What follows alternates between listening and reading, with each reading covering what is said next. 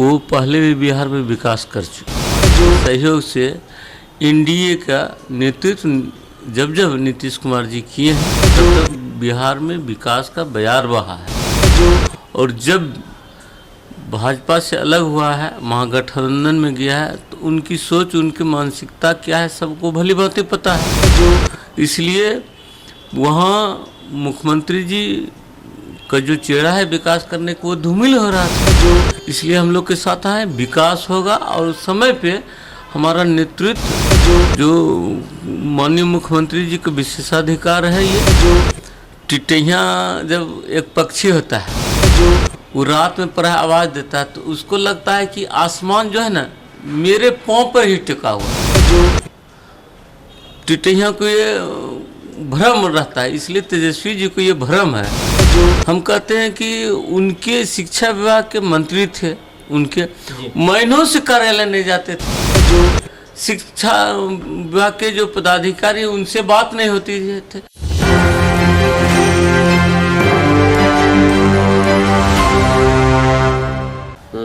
नमस्कार, मेरा नाम सतंजड़, आप देख रहे हैं न्यूज़ 24 पर। हमारे साथ बातचीत करने के लिए भारतीय जनता पार्टी के विधायक प्रणब कुमार हैं। नई सरकार की गठन हो चुकी है, मंत्रिमंडल का विस्तार नहीं हुआ है, अब आप लोग फिर से सत्ता में आ चुके हैं, इसको किस तरीके से आप देखते हैं? काम आप लोग क्या पुराने जिस तरीके से कार्य करते हैं उस तरीके से करेंगे?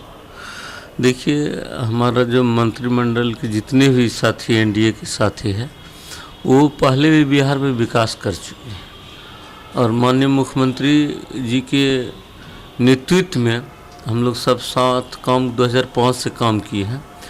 बिहार में विकास नाम की जब चिड़िया नहीं थी तो भारतीय जनता पार्टी के सहयोग से एनडीए का नेतृत्व जब जब नीतीश कुमार जी किए हैं तब तक बिहार में विकास का बयार बहा है। और जब भाजपा से अलग हुआ है, महागठबंधन में गया है, तो उनकी सोच, उनकी मानसिकता क्या है सबको भली भांति पता है। इसलिए वहाँ मुख्यमंत्री जी का जो चेहरा है विकास करने को वो धूमिल हो रहा था। इसलिए हम लोग के साथ आए, विकास होगा और समय पे हमारा नेतृत्व जो माननीय मुख्यमंत्री जी का विशेषाधिकार है, ये वो पोर्टफोलियो के विभाग का जल्द से जल्द घोषणा करेंगे और बिहार के लिए शुभ होगा। एक नारा दिया जा रहा है राजद की तरफ से, 17 साल बनाम 17 महीने, इस संदर्भ में क्या कहना चाहेंगे आप? देखिए, एक कहावत है देहात में, टिटैया जब एक पक्षी होता है वो रात में प्रायः आवाज़ देता है तो उसको लगता है कि आसमान जो है ना मेरे पाँव पर ही टिका हुआ है। टिटैया को ये भ्रम रहता है, इसलिए तेजस्वी जी को ये भ्रम है। हम कहते हैं कि उनके शिक्षा विभाग के मंत्री थे, उनके महीनों से कार्यालय नहीं जाते थे। शिक्षा विभाग के जो पदाधिकारी उनसे बात नहीं होती थे। कैसे आप नियुक्ति कर लिए? जिस विभाग के मंत्री तेजस्वी जी हेल्थ में थे, क्या शिक्षा तो शिक्षा मंत्री देखते हैं, हेल्थ से नहीं देख रहे थे। वो माननीय मुख्यमंत्री जी तो सबको देखते हैं, वो तो नेतृत्व करता ही है। तो जिस विभाग के मंत्री उनके थे वो रामायण पे प्रवचन दे के विद्वेष फैला रहे थे और जा नहीं रहे थे और ढिंढोरा पीट रहे कि नौकरी हम बांट रहे हैं। ये एनडीए के शासन पे आदरणीय विजय चौधरी जी का बयान भी आया है कि एनडीए के शासन काल में ये प्लानिंग किया गया था और माननीय मुख्यमंत्री जी के निर्देश पर हुआ है। इसका श्रेय लेना वही टिटैया वाली बात है। आगामी लोकसभा चुनाव 2024, अब तो आप लोग साथ में आ चुके हैं, जेडीयू और भारतीय जनता पार्टी है, अब तो कोई दिक्कत नहीं आनी चाहिए बिहार में। 40 में से 40 सीट, किस तरीके से आप लोग चुनाव लड़ेंगे यहाँ? देखिए, बिहार ही नहीं पूरे देश में कोई दिक्कत नहीं है। पूरे देश ही नहीं, पूरे अंतर्राष्ट्रीय स्तर पर भारतीय लोगों को जो सम्मान मिला है नरेंद्र मोदी के ओजस्वी नेतृत्व में, जो देश प्रगति पे आए हैं, जिस तरह कोरोना काल के समय समूचा विश्व का अर्थव्यवस्था बेपटरी हो गया था, उसको जिस तरह हमारे प्रधानमंत्री जी संभालने का काम किए, साथ साथ कई देशों को सहयोग करने के भी काम किए हैं। आज मोदी जी के नेतृत्व के कारण ही हम जो पिछड़े गरीब देश है उसको भी मदद करने के लिए हमारे प्रधानमंत्री जी आगे आए हैं। इसलिए मेरा तो नारा है वसुधैव कुटुंबकम का, समूचा विश्व मेरा परिवार है। और भारत के लोगों को माननीय प्रधानमंत्री जी के कार्यों पे अटूट विश्वास है, उनको कोई दिखाई नहीं पड़ता है। मात्र एक नाम है जो देश को नेतृत्व कर सकता है, भारतीय लोगों की जनमानस में है, वो आदरणीय नरेंद्र मोदी जी हैं। एक लास्ट रिएक्शन लेना चाहेंगे आपसे हम। ईडी दफ्तर में लालू प्रसाद यादव और तेजस्वी प्रसाद यादव की पेशी हुई। अब वो उनकी बेटी, उनके पूरे परिवार ये कह रहे हैं कि झूठ का ही विपक्ष को परेशान कर रही है, लोकतंत्र की हत्या है, इस तरीके की वो लोग बयानबाजी कर रहे हैं।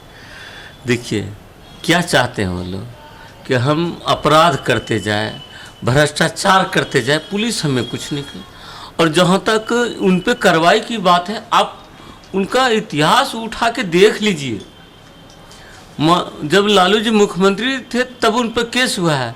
देवगौड़ा जी आदरणीय इंद्र कुमार गुजराल जी प्रधानमंत्री थे तो उसमें चार्जशीट हुआ है, पहली बार जेल गए हैं जब प्रधानमंत्री हुए थे।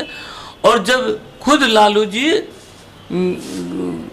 यूपीए गठबंधन में सहभागी थे, रेल मंत्री थे, 2013 में आदरणीय मनमोहन सिंह प्रधानमंत्री थे तो उन्हें सजा घोषित हुआ है।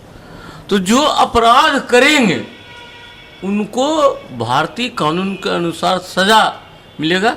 बोले मन से कि हमको अपराध करने दीजिए, भ्रष्टाचार करने दीजिए, मेरे लिए छूट दे दे, तो भारत की जनता विचार करेगी, संविधान में ऐसा व्यवस्था होगा तो उसको लागू किया जाएगा। ये नहीं कि लालू जी के परिवार भ्रष्टाचार करते, कौन नहीं जान रहा है। चारा घोटाला के नायक आदरणीय लालू प्रसाद जी हैं और जिस तरह जमीन लेके नौकरी देने का काम किया है, कितनी घृणित है। और ये बता सकते हैं 4 लाख रुपया में करोड़ों का जमीन, 150 करोड़ से ऊपर की जमीन फ्रेंड्स कॉलोनी दिल्ली में ले लिए। अब 4 लाख में एक आधा कट्ठा भी दिल्ली में दिला सकते हैं क्या? तो ये चाहते हैं कि मेरे ऊपर कोई नियम कानून नहीं लागू हो, मैं जो करूं वो हो। इसलिए देश के कानून सब पर लागू होता, कानून सम्मत उन पर कार्रवाई होगा, वो उन बख्शा नहीं जाएगा उनको। आप सुन रहे थे भारतीय जनता पार्टी के विधायक प्रणब कुमार को। इन्होंने साफ तौर पर कहा कि कानून के हिसाब से सबके ऊपर कार्रवाई होगा, किसी को बख्शा नहीं जाएगा। क्योंकि उन्होंने जब मुख्यमंत्री थे उस टाइम उनके खिलाफ चार्जशीट हुआ था, जब वो यूपीए सरकार में रेल मंत्री थे उस टाइम उन्होंने ये घोटाला किया था। तो इसलिए कानून का राज है बिहार में, भारत में। तो कानून के अंदर जो भी आएंगे, अगर कोई भी भ्रष्टाचारी अगर आते हैं तो उन्हें सजा होगी। बहरहाल इस खबर में इतना ही। अन्य खबर के लिए बने रहिए न्यूज़ 24 सिंह के साथ। मैं सजनी पटना।